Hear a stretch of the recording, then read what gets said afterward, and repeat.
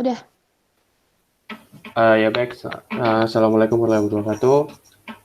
Selamat siang. Jadi perkenalkan kami dari kelompok transnasionalisme humaniter ingin mempresentasikan studi kasus kami.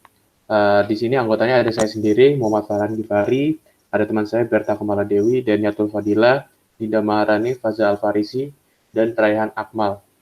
Oke. Ya, topik yang kami bahas hari ini adalah ada definisi dari transnasional humaniter itu sendiri, contoh transnasional dan aktor, deskripsi contoh, deskripsi studi kasus, dan analisis studi kasus. Nah, yang pertama itu kita harus mengetahui dulu terlebih dahulu apa sih kira-kira definisi dari transnasionalisme. Nah, humaniter sendiri itu merupakan adalah definisi dari humaniter kalau yang saya ambil dari KBBI berdefinisikan adalah sebagai kemanusiaan dan definisi transnasionalisme sendiri menurut Pamela Graham tahun 1997 adalah fenomena sosial dan agenda penelitian ilmiah yang muncul karena manusia semakin saling terhubung dan perbatasan ekonomi serta sosial antar negara semakin kabur. Jadi fenomena transnasionalisme ini merupakan sebuah fenomena sosial yang mana itu tidak ada lagi melihat adanya perbatasan ekonomi serta sosial di antara negara. Jadi bebas saja hubungannya. Nah, lalu setelah digabungkan, jadi kalau transnasionalisme itu di humaniter itu sebenarnya adalah fenomena sosial dan agenda penelitian ilmiah yang muncul karena manusia semakin saling terhubung dan perbatasan ekonomi serta sosial antar negara semakin kabur dikarenakan adanya suatu fenomena yang terjadi dalam bidang kemanusiaan. Selanjutnya kita akan membahas mengenai apa saja contoh dari transnasional humaniter sendiri. Nah, salah satunya ada human trafficking di Thailand. Seperti yang kita tahu, Thailand merupakan salah satu negara yang perekonomiannya cukup mumpuni jika dibandingkan dengan negara-negara tetangganya. Nah, seiring berjalannya waktu, ancaman pun juga kian beragam. Salah satu ancaman non-tradisional yang saat ini sering terjadi di Thailand adalah human trafficking.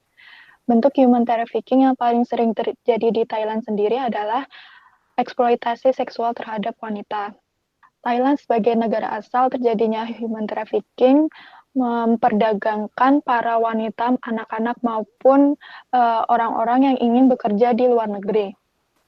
Kebanyakan negara tujuan yang menjadi objek Thailand untuk mengirimkan traffickingnya adalah Afrika Selatan, Australia, Jepang, Jerman, Amerika, Inggris, dan masih banyak lagi. Dan yang paling utama menjadi tujuan human trafficking ini adalah Jepang. Kira-kira setiap tahunnya ada sekitar 25.000 orang yang memperpanjang visa di Jepang dan hampir 90% diantaranya adalah wanita. Thailand sebagai negara tujuan human trafficking. Thailand sendiri sering menerima banyak imigran gelap yang masuk ke negaranya. Dapat dikatakan bahwa negara yang masih berkembang ini memiliki perekonomian yang lebih pesat ketimbang dengan negara-negara tetangganya. Sehingga hal ini memungkinkan untuk orang-orang masuk ke Thailand untuk mencari kehidupan yang lebih baik dan meningkatkan taraf ekonominya. Hampir sekitar 2 juta imigran ilegal masuk ke Thailand. Banyak di antara mereka yang berasal dari negara tetangga seperti Brunei dan Myanmar. Yang selanjutnya adalah Thailand sebagai negara transit human trafficking. Karena letak Thailand yang berada di tengah wilayah Asia Tenggara, itu memudahkan para human trafficker untuk memobilisasi kegiatannya ini. Salah satunya yaitu Chinese Human Trafficker and Smuggler yang menggunakan Thailand sebagai negara transitnya. Awalnya mereka memobilisasi melalui Myanmar, kemudian melewati bagian utara Thailand, lalu kemudian masuk ke Bangkok. Di Bangkok sendiri ada tempat seperti Chinatown yang cukup luas sehingga para imigran ilegal yang dari China ini dengan mudah untuk berbaur dengan penduduk lokal di sana. Dan mereka menunggu di tempat seperti tempat persembunyian dan menunggu untuk nantinya dikirim ke negara-negara tujuannya. Next. Nah, selanjutnya ada humanitarian aid for Japan earthquake in 2011. Seperti yang kita tahu, pada 2011 terjadi sebuah bencana di Jepang, yaitu gempa dan tsunami yang berkekuatan 9,0 skala Richter dan memicu tsunami setinggi 10 meter. Setidaknya ada lebih dari 10.000 korban jiwa yang menjadi korban pada waktu bencana itu terjadi. Ada beberapa wilayah yang terkena dampak parahnya seperti Miyagi, Fukushima, Iwate, Yamagata, Ibaraki, Chiba, Akita, dan Aomori. Akan sebagai bentuk respon atas kejadian itu, banyak negara dan organisasi internasional memberikan tawaran bantuan untuk Jepang ini. Setidaknya ada sekitar 160 negara dan 43 organisasi internasional yang memberikan tawaran bantuan kepada Jepang atas musibah tsunami dan gempa bumi. Next.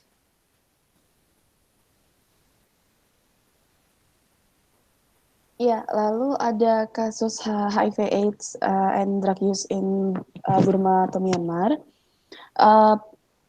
Burma sendiri itu merupakan negara penghasil opium yang mana Burma itu menjadi produsen opium ilegal terbesar kedua di dunia setelah Afghanistan. Sebagai negara penghasil opium, Burma secara tradisional telah mengenal penggunaan opium termasuk untuk keperluan pengobatan. Sebagian besar opium dibudidayakan di negara bagian Shan dan sedikit banyak di negara bagian Kachin. Bagi banyak komunitas etnik minoritas, opium adalah satu-satunya tanaman yang dapat hidup di daerah mereka, daerah yang miskin. Lalu dalam 2 dekade terakhir, jumlah pengguna narkoba di Burma itu telah tumbuh secara drastis, di mana penggunaan narkoba di negara ini telah berubah dari biasanya yang kayak merokok gitu, diubah menjadi disuntikan lewat heroin. Lah hal ini sebagian besar karena heroin telah tersedia secara luas dan murni memiliki efek yang instan dan lebih mudah untuk dikonsumsi. Heroin saat ini merupakan obat dominan yang digunakan di negara bagian Kachin, negara bagian Shan Utara, dan di kota-kota besar. Dan opium itu sebagian besar digunakan di negara-negara Shan bagian timur, selatan, dan di negara bagian kaya. Krisis HIV/AIDS di Burma juga adalah salah satu ancaman kesehatan paling serius bagi penduduk dan juga menghadirkan risiko serius bagi negara-negara tetangga seperti Burma, Kamboja, dan Thailand yang merupakan negara-negara yang paling parah dilanda oleh epidemi HIV/AIDS di Asia Tenggara. Dan epidemi di Burma ini yang paling serius karena merupakan satu-satunya dari 3 negara di mana tingkat infeksi HIV/AIDS terus meningkat. Penyebaran epidemi HIV/AIDS ini dan penggunaan heroin itu secara simultan di Burma atau Myanmar telah menghasilkan prevalensi HIV yang sangat tinggi di kalangan IDU. Tingkat infeksi HIV terus meningkat karena perilaku berisiko tinggi yang masih tersebar luas di tempat penyuntikan narkoba dan tidak hanya di kota-kota tetapi semakin meningkat di daerah pedesaan. Dan biasanya hanya ada satu set jarum dan sterilisasi alat suntik jarang terjadi. Pendorong utama lain dari epidemi HIV ini adalah praktik seks yang tidak aman, terutama dalam melakukan seks komersial. Tingkat infeksi HIV/AIDS di kalangan pekerja itu juga sangat tinggi. Data dari tahun 2000 menunjukkan peningkatan yang signifikan dalam tingkat infeksi di antara pekerja seks dari 26% di tahun 1999 hingga 38% di tahun 2000. Penelitian yang sama melaporkan bahwa sekitar 12% dari klien pria yang dirawat, baik di klinik umum untuk penyakit menular seksual adalah HIV positif. Dan UNAIDS melaporkan bahwa 27% dari pekerja seks yang dites pada tahun 2004 ditemukan positif HIV. Dan sebuah penelitian baru-baru ini untuk menilai prevalensi penggunaan narkoba di kalangan pekerja seks di negara bagian Kachin menemukan bahwa hampir 50% pekerja seks tersebut menggunakan beberapa jenis narkoba. LSM International dan United Nations Office on Drugs and Crimes atau UNODC telah memainkan peran penting dalam mengadvokasi pendekatan yang lebih manusiawi bagi pengguna narkoba di negara ini. Selama beberapa tahun terakhir, sejumlah LSM internasional telah menjalankan proyek untuk mengatasi HIV/AIDS di kalangan pengguna narkoba. Kegiatan yang terkait dengan penggunaan narkoba merupakan 50% dari anggaran UNODC Myanmar dan separuh lainnya sebagian besar dikhususkan untuk program pengembangan di daerah penghasil opium. Hal ini merupakan kemitraan terbesar mereka dengan LSM Internasional di sebelah KOWI, program payung LSM, dan lembaga PBB untuk membantu petani-petani dan keluarga mereka dalam memenuhi kebutuhan dasar mereka tanpa pendapatan yang diperoleh dari opium. Organisasi-organisasi ini telah membuat program intervensi yang disebut Penasun yang secara langsung menargetkan pekerja seks Penasun, termasuk pusat drop-in dari narkoba tersebut dan program pertukaran jarum tersebut dan pusat perawatan metadon. Lalu juga terlepas dari kegiatan yang terkait dengan penggunaan narkoba, ada juga klinik untuk infeksi menular seksual. Klinik-klinik ini menyediakan konseling dan tes sukarela yang mana hal ini akan membantu penyembuhan dari pasien-pasien yang terkena positif HIV/AIDS. Next. Lalu ada humanitarian aid for Palu earthquake pada tahun 2018. Di sini pada tahun 2018 terjadi gempa Palu yang mana terjadi pada tanggal 28 September 2018 pukul 6:02 waktu Indonesia Tengah dengan kekuatan magnitudo 7,4 skala Richter. Di mana pusat gempa ini berada di 26 km utara Donggala dan 80 km barat laut ibu kota Palu dan memakan korban jiwa sebanyak kurang lebih 2.081 orang. Dan wilayah-wilayah yang terdampak ini banyak, terutama dirasakan di Kabupaten Donggala, Kota Palu, Kabupaten Parigi Mutong, Kabupaten Sigi, Kabupaten Poso, Toli-Toli, Kabupaten Mamuju, bahkan hingga Kota Samarinda dan Kota Balikpapan. Lalu pemerintah Indonesia merespon bencana ini dengan berkoordinasi dengan otoritas manajemen bencana regional seperti PMI, organisasi non-pemerintah atau LSM, PBB, dan donor internasional untuk memenuhi kebutuhan populasi yang terkena dampak bencana di Sulawesi Tengah. Lalu juga adanya beberapa dukungan-dukungan seperti adanya bantuan luar negeri dari pemerintah Amerika Serikat atau US Government atau USG yang mengumumkan bantuan tambahan sekitar $3 juta untuk menangani kebutuhan kemanusiaan yang mendesak di Indonesia.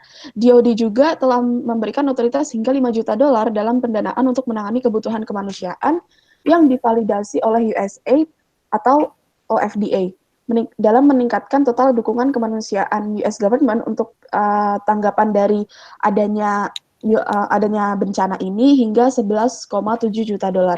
Dengan bantuan ini, US Government menyediakan perlindungan darurat, mata pencaharian, komoditas, bantuan tempat tinggal, dan dukungan WASH untuk populasi yang terkena bencana, serta bantuan teknis kepada otoritas manajemen bencana pemerintah Indonesia. Lalu juga adanya kerjasama antara Kementerian Sosial RI atau MOSA dengan dukungan dari UNICEF untuk mengerahkan 20 staf dengan mendukung kegiatan perlindungan anak dan memfasilitasi pelacakan dan reunifikasi keluarga di wilayah yang terkena dampak pada tanggal 14 Oktober 2018. Dan Kementerian Sosial telah mengidentifikasi dan mendaftarkan hampir 80 anak yang tidak didampingi atau dipisahkan. Serta di sini juga pada tanggal 16 Oktober, organisasi pertolongan yang seperti LSM juga telah menciptakan ruang ramah anak untuk mengimplementasikan kegiatan perlindungan anak yang mana dibawahi oleh PBB sendiri. Dan setidaknya ada 19 negara yang telah menjanjikan atau menyumbang lebih dari $50 juta dalam bentuk bantuan finansial untuk tanggapan Indonesia pada pertengahan Oktober. Dan totalnya mencakup sekitar $12,9 juta yang disumbangkan untuk rencana respon gempa bumi Sulawesi Tengah dan mewakili 26% dari 50,5 juta dolar yang diminta oleh rencana tersebut. Next.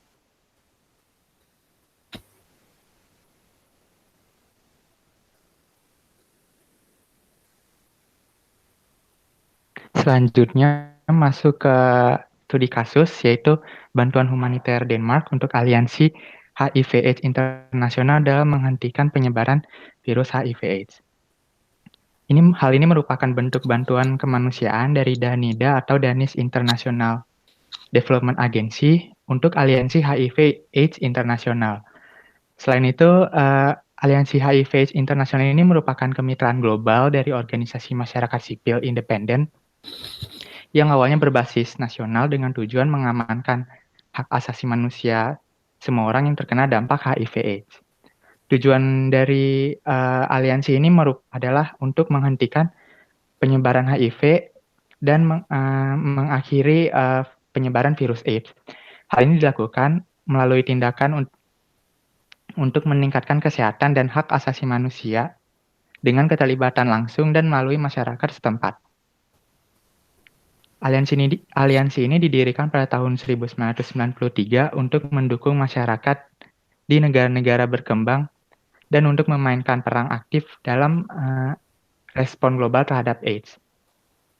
Kemitraan global ini bekerja di 40 negara melalui jaringan 36 organisasi penghubung, kantor negara di Myanmar, dan 6 pusat dukungan teknis regional di Afrika, Asia, Eropa Timur, Amerika Latin, dan Karibia.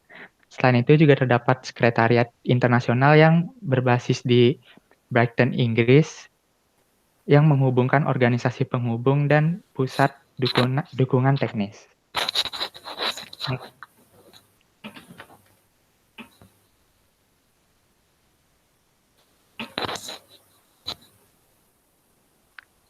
Selanjutnya, misi aliansi ini adalah untuk bekerja dengan masyarakat melalui aksi lokal, nasional, dan global tentang HIV, kesehatan, dan hak asasi manusia. Nah, dengan adanya misi ini, maka aliansi akan berfokus pada perlindungan hak-hak orang yang terkena dampak HIV, yaitu hak atas akses yang sama terhadap informasi dan layanan tanpa menghadapi stigmatisasi dan diskriminasi. Selain itu, aliansi ini juga berfokus pada kebutuhan perempuan di Afrika Sub-Sahara. Wanita dan perempuan muda secara tidak proporsional sangat terpukul oleh adanya epidemi HIV karena faktor budaya, biologis, dan sosial. Contohnya seperti perkawinan dini, kekerasan seksual, yang membuat mereka rentan dan berisiko tinggi terhadap penularan HIV/AIDS. Selain itu, aliansi ini juga berkontribusi pada pemenuhan strategi Denmark dalam mempromosikan hak dan kesehatan seksual dan reproduktif. Selama beberapa tahun terakhir, aliansi telah meningkatkan upaya mengintegrasikan HIV dan kesehatan seksual dan hak-hak reproduksi, TBC, dan lain-lain, dan menghubungkan penyediaan perawatan masyarakat sipil dan sistem perawatan kesehatan nasional. Next. Ya, selanjutnya adalah faktor pendukung atau pendorong bantuan Denmark untuk aliansi HIV/AIDS internasional. Nah, saya di sini mengambil perspektif dari Thomas Ries. Thomas Ries adalah ilmuwan hubungan internasional yang berasal dari Jerman. Saat ini ia menjabat sebagai dosen hubungan internasional, kebijakan luar negeri, dan kebijakan keamanan di Institut Otto Suhr di Universitas Berlin. Selain itu, ia juga memimpin program S3 di Hertie School of Governance di Berlin. Nah, beliau percaya bahwa menyatakan bahwa sistem politik yang terbuka, demokratis, majemuk, dan terdesentralisasi dapat menjadi faktor pendorong untuk merespon gagasan advokasi transnasional. Nah, atas dasar itu kita melihat Denmark. Ketika kita melihat Denmark, kita dapat melihat bahwa Denmark menganut monarki konstitusional dan sistem pemerintahan parlementer. Denmark memiliki satu pemerintahan pusat dan 98 munisipalitas sebagai pemerintahan daerah. Denmark yang menganut konsep ekonomi kapitalis pasar campuran sekaligus kesejahteraan sosial. Dari tahun 2006 sampai 2008, survei menyatakan bahwa Denmark adalah tempat paling menyenangkan di dunia, dipandang dari standar kesehatan, kesejahteraan, dan pendidikan. Next. Denmark ialah monarki konstitusional dengan pengadopsian konstitusi baru. Kekuasaan eksekutif yang dilaksanakan oleh raja atau ratu dilaksanakan melalui kabinet menteri dengan perdana menteri yang memperlakukan prinsip primus inter pares. Kekuasaan legislatif diberikan kepada monarki dan parlemen dan parlemen Denmark dikenal sebagai Folketing yang terdiri atas tak lebih dari 179 anggota. Kekuasaan yudisial berada di tangan pengadilan. Pemilu parlemen harus setidaknya diadakan tiap 4 tahun sekali. Lalu Denmark mempraktikkan hak pilih universal dalam seluruh masalah dan wanita dianggap setara dengan laki-laki menurut hukum. Nah, kita dapat melihat dengan fakta-fakta tersebut bahwa meskipun Denmark memiliki sistem monarki konstitusional, tapi Denmark merupakan salah satu negara yang cukup berhasil dalam demokrasi. Lalu juga Denmark dinobatkan sebagai negara yang paling sejahtera, salah satu negara yang paling sejahtera di dunia dengan ukuran yaitu tadi kesehatan, lalu pendidikan, dan juga ukuran yang lainnya. Dan di sini kita bisa menyoroti di bagian kesehatan, dan itu juga dibuktikan dengan adanya kebijakan memberikan bantuan kepada organisasi internasional terkait dengan HIV/AIDS. Next. Iya, selanjutnya saya akan menjelaskan tentang analisa kasus. Studi kasus kali ini adalah termasuk aktor transnasional, di mana fokusnya untuk menghapus penyebaran HIV/AIDS, mengamankan HAM yang terkena HIV/AIDS, dan menghilangkan stigma dan diskriminasi dengan cara meminta bantuan masyarakat melalui aksi lokal secara dini tentang adanya HIV/AIDS. Analisa kali ini akan menggunakan teori institutional quality. Next.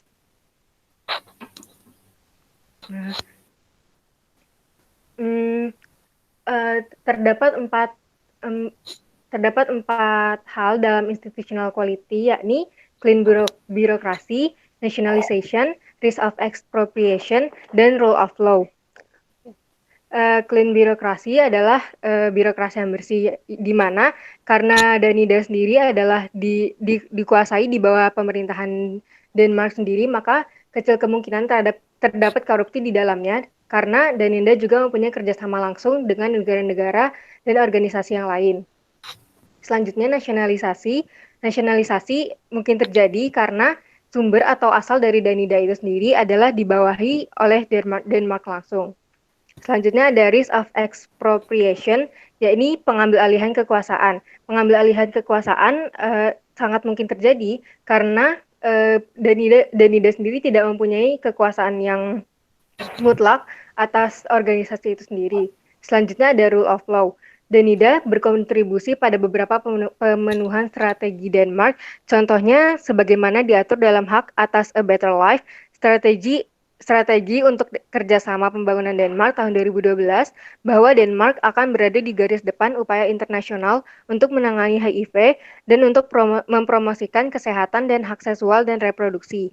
Danida sendiri didasarkan pada prinsip bahwa masyarakat dan negara harus berpartisipasi penuh dalam keputusan yang mempengaruhi kesehatan mereka dan dapat mengklaim dan menggunakan hak asasi mereka.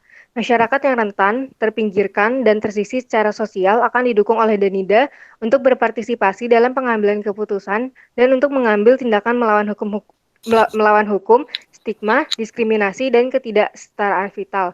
Pendekatan ini sejalan dengan strategi kerangka kerja untuk kesetaraan gender, hak, dan keanekaragaman dalam kerjasama pembangunan Denmark tahun 2014. Seperti yang sudah dikatakan Rehan tadi, Danida juga berkontribusi pada pembunuhan strategi Denmark seperti promosi seksual dan kesehatan hak reproduksi tahun 2006. Next. Sekian presentasi kami. Mohon maaf apabila ada kesalahan. Terima kasih.